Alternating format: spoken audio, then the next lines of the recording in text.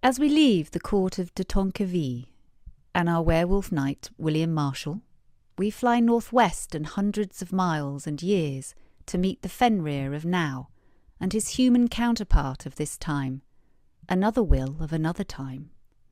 It has been a crazy few months in the life of our point of view pair, and we prepare to catch up with them as they wander alone on a beach somewhere on the northern coast of Scotland. William. Where else would I want to be right now? We walk on the windswept beach basking in the end of the day. The wind blows offshore at what the locals call a hell of a hoolie. The brisk blow keeps the lips of the waves from falling too early. It's been a day of perfect surf, on the perfect break, on the perfect beach, with the perfect woman. The sand after that half-assed rain shower is dry and being whipped through the air around my ankles. I close my eyes as I walk to allow myself to engage with the touch of the sand and wind. The grains trickle and trail over my skin, a pleasant feeling. My bare feet, although cold, give me great pleasure as they act as my link to the earth. All is good in this moment. A quiet moment of sensual pleasure. I stop to watch my sure four-footed friend Fenrir walk forward in front of me as I look north out to sea. His head is down and he snuffles his way along the foreshore like, well, like some big giant black dog. He's no dog, mind you. He is my best friend and wolf soul, the other half of me, a companion since I was a babe in me cot. As I stop to look at Fen, the wind tells me the story of the miles it's travelled. I close my eyes and listen. The waves trundle up the beach like an invading army. Each crashing wave is a rhythmic crescendo of the vast distance that it's travelled. The breeze brings me a sweeter smell and my nostrils flare to drink it in. The wind teases me, she does. In those salty notes and highlights are the hints of coffee and the woman that waits for me at the van. But I will not go sample them just yet. This is all and everything now. I'm grateful for this. Just this. As I look to the horizon, I watch the end of the sets we rode today. They've fallen, not what they were, but these would still be the best sets of the day in any other bay in Britain. Even the fabled beaches, reefs and breaks of the west of Cornwall do not offer the sets of the north coast of Scotland, and at this time of year we're the only ones that have been on the beach and in the water this day. Lonely waves for the lonely to enjoy. I have been to heaven, and it was no comparison to this place on this day. As I look into the distance, I see a lady and her dog appear around the headland. Coming from, well, she's coming from nowhere, to be frank. I can't imagine where she managed to get in on the beach. The only access is where we're parked. She doesn't seem to offer much threat, but, you know, my paranoia begins its little electric sparkling journey up my spine to where it dings in my brain. She's not been on the beach for very long. I would have been able to sense her. I would have noticed the tracks of her boots, smell her, hear her, and her little dog, even under these windy conditions. She smells of chocolate orange and has notes of my mum's perfume. Estee Lauder's Youth Tube. It's a blast from the past. A perfume of the 50s. An older lady, I assume. I keep walking. Fenrir jogs back to my side and he's noticed her as well. Mentally, the wolf and I converse. Who is it? I ask him. We will see, he tells me. Oh, it's like that, is it? I reply, and he just laughs. She continues to walk towards me, although the whole beach is free for her to walk upon. I do my thing. I change the angle of my wandering path away from her to the water. She changes her direction to eventually meet me on my journey. I change direction again, as does she. Bollocks. I'm going to have to speak to a person today. Eventually she cuts me off. Hello! She shouts as she gets closer. Her wet spaniel comes buzzing around Fen and me in circles. The spaniel was definitely the runt of the litter. Its tongue lolls from its mouth, its ears flap around it like fuck off furry flags, and they get caught at random points of the weird sideways run that the dog employs under its paws, causing it to roll and somersault, which it seems to do at random points, but shows great joy and enthusiasm in doing so. Definitely a spaniel. On its pinball journey, it stops momentarily in front of me. Just stares. It's black, bedraggled and sandy. Its head is far too small for its body, and its eyes are bulbous and crossed. One looks to the northwest and the other to the southeast. It gives a strange bark that sounds more like a whiffle and runs off sniffing in a circle, bored with me once more. I'm really not of interest to the little beast today. What the fuck? What is that? Fenrir asks. I laugh. That, my friend, is a spaniel. That is what your kind, you wolves, evolved into, I tell him. He grumpily starts to mouth away under his mental breath in disappointment. Eventually the lady is within conversation distance. Oh, hello! How do you do? I don't often meet people on my evening walk with Mr. Pickles here, she says. Oh, she's one of those proper Scottish rich women. She's a finer English accent than any English lady could ever have. Her family's probably owned half of Scotland since, like, the 12th century or something. The spaniel stops in its perpetual motion at the sound of its name to pay us attention. She laughs in response and fishes a treat out of her pocket and throws it in a perfect arc to where the dog deftly leaps into the air and completely misses the flying treat and ends up in a woofing heap on the ground. Oh, silly! She laughingly shouts at the dog. She's an older lady. She must be in her 60s or early 70s, but still holds a youthful beauty to her demeanour. She wears ancient but very expensive clothing. Her look and accent give me the idea that she's one of those ladies of old money. Her hair is tied back and she wears a headscarf. Her jacket is tweed and a man's, and it looks like it's choked many a hungry moth to death throughout the centuries. Hi, is the limit of my greeting. I try to start walking again, offering her the chance to accept that as the whole conversation. She sadly does not and falls into pace with me on the left, interestingly on the opposite side to the giant wolf soul that walks with me. I suppose it was a 50-50 choice, so I should not read too much into that. We wander for some way in silence, an uncomfortable silence that I hoped would give the woman a hint. No hint was taken. It's a lovely evening, is it not? She eventually asks. I rudely nod not to offer my answer or to give her as much of an answer as she's getting. She tries again. The wind is rather brisk, but I enjoy a bit of briskness in my outings. She continues smiling and holding her hands behind her back. Again we walk in a little awkward silence. Are you one of those surfing types? She asks. I nod and show her my agreement. I did a little as a girl. My father had captained a cruiser around the mid-Atlantic in the 70s and picked it up on one of his many journeys. Longboarding, of course. I've never been on one of these funky, I believe young people say, shortboards. I smile. They're a lot of fun, and the waves here are incredible. Well, if I were... She starts. I, at this point, butt into her sentence. How are you, Lucy? Fur, I ask her. The lady instantly changes into an incredibly beautiful woman in her 30s. Again, as always, I ask you to imagine your perfect woman, whatever your sexual preference, sexuality or pronouns. It's just imagine a perfect woman. That is how Lucy looks right now. She would be the highlight in my dreams tonight, and I'm not describing her for you. You can already see her.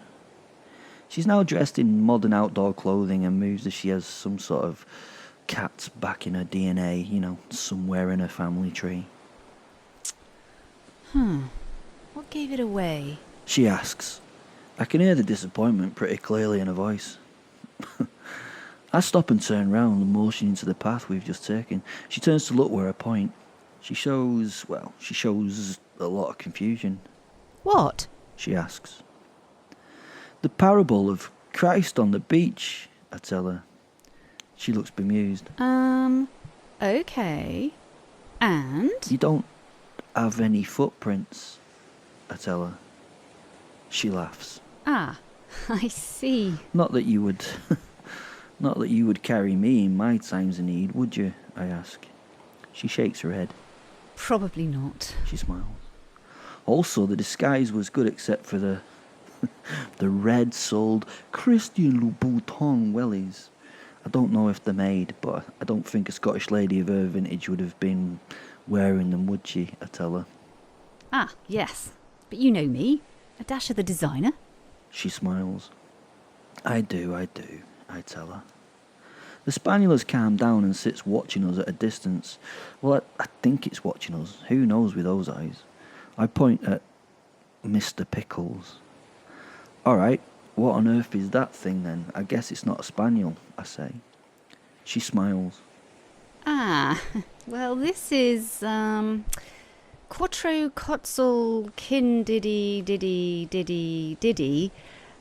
I call him Mr. Pickle. And he is a spit and sputum demon from the 3rd level of hell. She tells me. Oh, God. My face shows the disgust of the thought. I sure am glad we can't see him in his true form then, I tell her. She starts laughing. It becomes a little bit uncontrollable and she finds breathing difficult. What? I ask her. What? I'm getting annoyed. I'm sorry. She laughs again. I'm sorry. She repeats as she's bent double.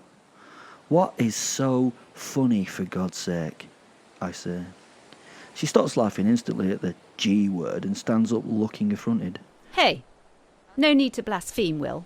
She warns me with her eyes deadly serious before she smirks. That really is what he looks like. Oh.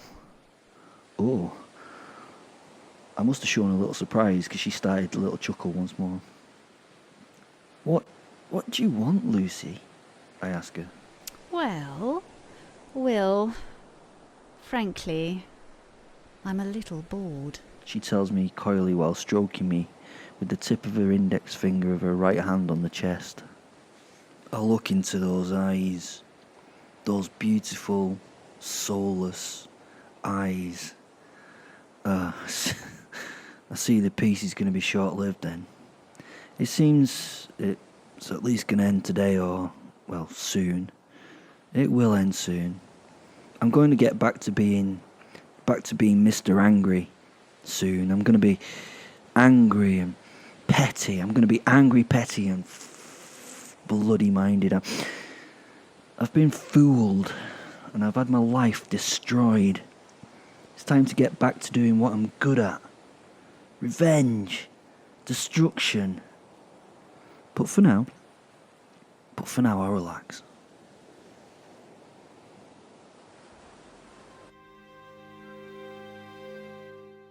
The Professor. Eventually, you have to give up trying to kill yourself when you can't. I spent 3 months in Phaeton at the eponymous hotel and drinking den that resides in that little village on the edge of reality. As you may or may not know, I was a great knight in the Middle Ages, Simon de Montfort. I was the 6th Earl of Leicester and a bit of a bastard, to be sure. I had cruelty in my bones and based that cruelty on my work for Christ and his Father. This meant that I was a killer for God, which is a bit of a problematic premise if you think about it. In a state of panic for my soul, I had led a quest for the Holy Grail. Oh, I have to say I found it, and yes, I became immortal. But that in itself is an episode or 6. The Lord had given me a chance to make things right on Earth, to protect the outcasts, you see. In this case, a different set of outcasts than those I'd once persecuted. The things I had to protect were those supernatural beasties that still roamed the earth. I have to say, it was one hell of a job that broke me every now and again. It really was. A lot. My time recently with a certain werewolf and our clash with Lucifer the Lightbringer had done just that. It broke my spirit for a while. I'd lied and damaged the trust of a man who'd become a friend. True friends are rare, and I've hurt something special there.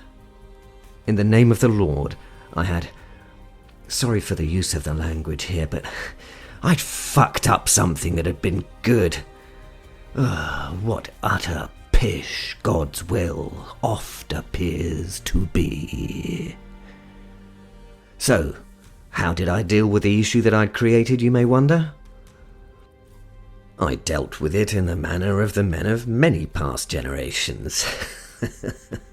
Well, I suppose that could only be expected, as I am the man of many past generations. Many, many generations. More than I can count on the fingers of both hands, anyway.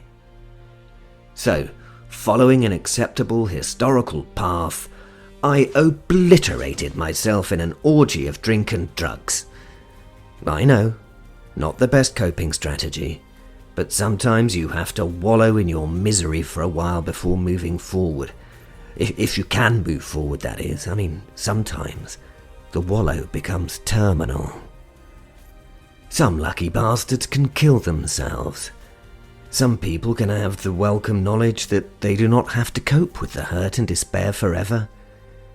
I believe in the Stoic ideas and ideals. Most people had the ability to take their own life if their struggle was too much. I was not able to have the comfort of that path out of this. In modern times, you're not supposed to see the taking of your own life as a comfort, but hear me out. It is a blessing for one who cannot. Don't get me wrong, you don't have to do it, but you do have the blessed option of being able to escape if you want. I don't have that option. When I kill myself, I just reappear a few moments later, often embarrassed. I really was hurting, and in a case like that, sometimes you need help. And in this case, that had been Bosworth at his fairy bar, and that's fairy with an E. I don't know why, but that E and not an I is really important to these fae folk. Please don't get me wrong. Bosworth, the retired genie, you understand, now landlord of the Phaeton Arms, did not support me in my attempt at self-destruction. He did not enjoy the fact that I was trying to do the impossible in destroying myself. He just knew me well enough to allow me to get it out of my system. He also realized that my credit accrued over the years was good. I'd lived a few centuries and had the money that befits that period of living.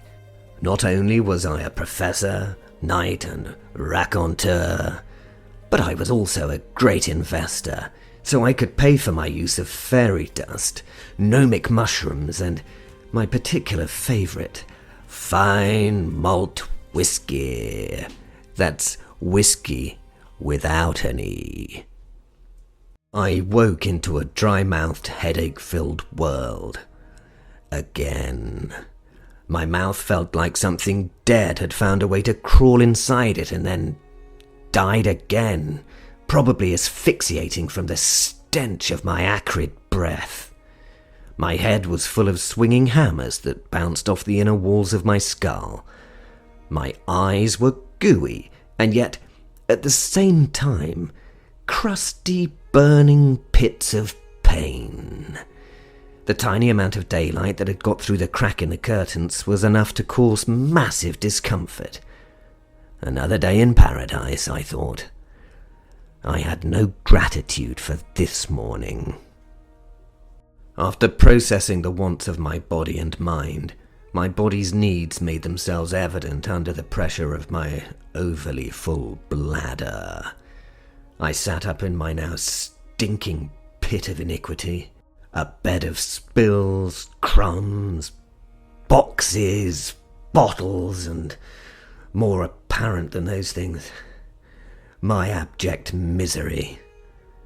I briefly caught a snapshot of myself in the wardrobe mirror. My body had broken down over the past few months. I had a little pot belly and was thoroughly out of the shape I usually kept myself in. I was unshaven and my hair was a greasy mess. For a moment, I cared. And then I shrugged and laughed at the empty room. I didn't care, and I turned away from the image of the derelict in the mirror. Smacking my lips, I looked around for my medicine to treat the hangover. Hair of the dog, what bitcher? More booze. There were bottles cast about the room. 2 whiskey bottles sat on the bedside table. Only one had some forget-the-world liquid left. The bottle was half empty. Half empty? I'm sure a psychologist would read something or other into that statement. Half empty. Am I a pessimist? Not at this moment. I am way beyond that. I am my own personal lachersist. I want to watch my life spiral into a disaster. I must admit, I was doing pretty well, and the discipline I was employing to do the destroying would have impressed any top athlete. I tried to focus on the table, and then the label. The label said, it didn't matter. Forget focusing. Who needs eyes that can do that anyway? Then the realization hit me like a spade in the face. I was undeserving of such a fine malt. I have an utter dislike of moments of epiphany. They only lead to hard work. Through more focused eyes, I looked at the fairy dust lines prepared last night for this morning, which would bring me back into an existence of some sort. I was disgusted by them. Oh, you laugh at the lines of fairy dust as though the name fairy makes it sound weak. But let me tell you, cocaine is nothing in comparison to the dust that the little fairies use to make them fly. Cocaine is known as Colombian marching powder. Fairy dust, well, it makes you bloody fly, all right? Something in my head had clicked. Looking at the perfect little lines, something changed in that very moment. Oh, damn it! Reason had struck my forebrain. I just now needed to convince my amygdala.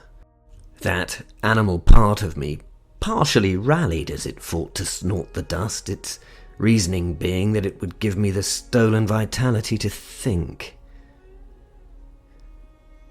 But no. I swept the dust from the surface.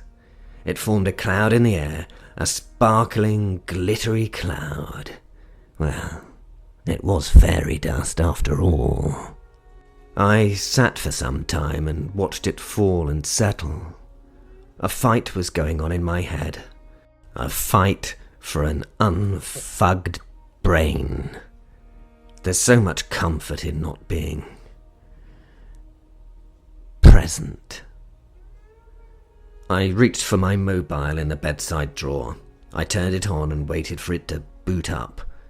Once working, it showed the battery to be at 3%. It had been utterly ignored for weeks. I sighed. It would take hours to catch up with everyone and everything. Hours that would have to be found, but first, the priority to move on. In my grief. Looking through my contacts, I found the number I wanted. William Wood, Kensington House. It was time to go to rehab. It was time to go to the Priory and get sober. The mysterious Dr. Wood had helped me out numerous times in the past. One more wouldn't hurt, would it? It was time to take on my most challenging opponent. Time to fight me. Tally-ho, and here we go.